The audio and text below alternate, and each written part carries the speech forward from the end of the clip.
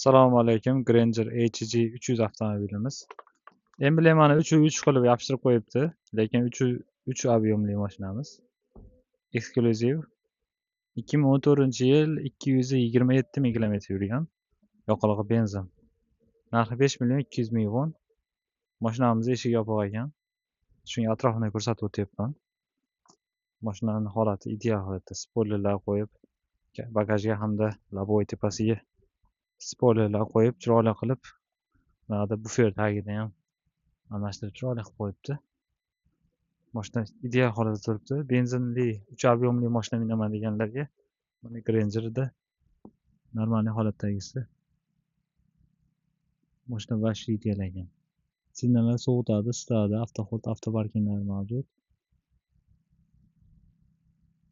Elektronik sidina Granger'da o'zi ko'pchilik akalarimiz shunday ko'rib biladi ichida qanday funksiyalar borligini.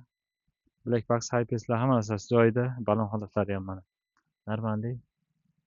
Shuni link kimga kerak bo'lsa aytsanglar tashlab beraman.